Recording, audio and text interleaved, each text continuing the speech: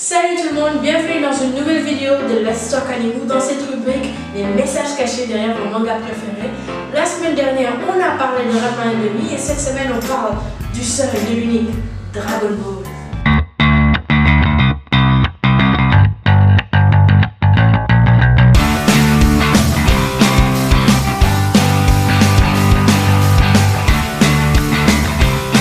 Bonjour avec le même t-shirt. Alors, Gigi, comme la dernière fois, présente-nous ta chaîne, qu'est-ce que vous faites? Oui, je suis membre d'un collectif qui s'appelle C-Network, qui est fond, avec Charles Koné, Aïna Thiam, Maurice Koné, moi aussi, Jean-Jacques Touy, aussi ça. Et là, on est en train de préparer depuis quelques mois la suite, le montage de la suite de Sandalman, que peut-être certains en ont vu. L'histoire, et j'espère que ça, si ça sort, ça vous plaira. La semaine dernière, on a parlé de Ranma et Demi. Et un peu d'Inuyasha. Cette semaine, on va parler du manga le plus énigmatique. Dragon Ball. Dragon Ball. Bon, c'est vrai que Dragon Ball, bon, c'est pas que le truc, mais au fur quand on le voit comment on appelle ça, quand on le voit de base, ça a l'air, c'est un shonen neketsu, comme tout le monde, bon, ceux qui... Neketsu.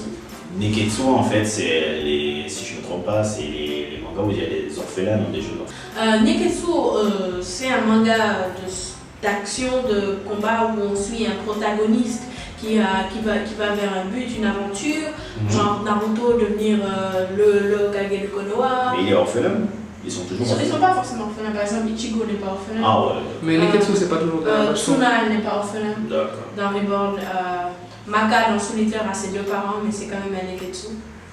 Donc il n'a pas... Juste beaucoup de héros de dessins animés, cartoons, mangas animés, même films Disney en général sont orphelins parce que ça crée déjà une backstory, du drame derrière. Mais il y a une partie qui est tellement intéressante, c'est la relation Goku et Vegeta.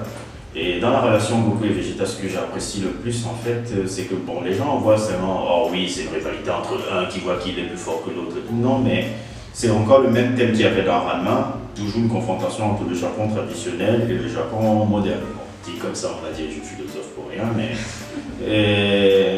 quand tu regardes qui est le personnage de Vegeta, Vegeta, c'est un prince qui suit les traditions. Il prince des Saiyans qui suit les traditions venant d'une famille royale.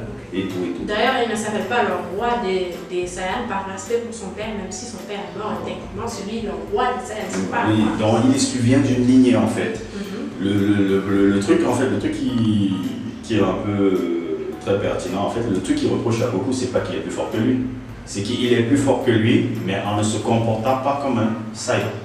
Vegeta a beaucoup de fierté, la fierté des Saiyans, et d'ailleurs je pense que c'est pour ça qu'il a tué Nappa. Tu disais que Nappa c'est un faible, il ne mérite pas d'être un Saiyan, il y a un peu de ça dedans. Et oui, je trouverais que Vegeta c'est un type assez traditionnel. C'est un gars il y a une culture chez les Saiyans qui est assez particulière. Et il n'y a pas le temps à la compassion, tout ce truc, tout ce que Goku travaille. Mais il dit, mais comment quelqu'un qui aime beaucoup rire, beaucoup faire des trucs, peut être aussi fort en fait et tout. Et c'est ça le problème. Et le truc qui reproche le plus à Goku, il dit tu ne te comportes pas comme un Saiyan ne se comporte pas comme ça. Et Goku, ce qu'il dit à Vegeta, c'est moi je n'ai pas envie d'être comme vous parce que vous les Saiyajins, vous avez aussi une façon d'être très cruelle, très truc et autres. Et le truc qui est encore intéressant. Mais les Saiyans à la base c'était pas un peuple comme ça.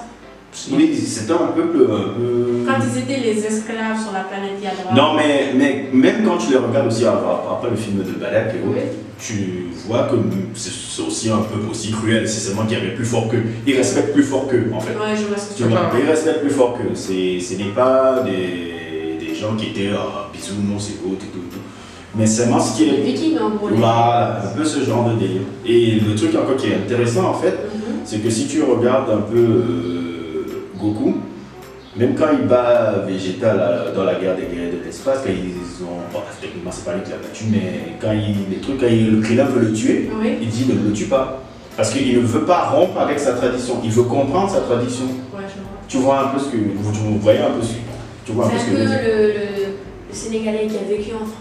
Voilà, c'est un peu comme le Sénégalais qui a vécu en France, après qui revient un peu au Sénégal. ou bien qui rencontre un Sénégalais qui essaye un peu de lui Parle pas wolof, voilà, c'est un peu ce genre de truc. Et si on regarde bien un peu la trajectoire des personnages, plus on avance, plus Goku commence à devenir beaucoup plus saillant.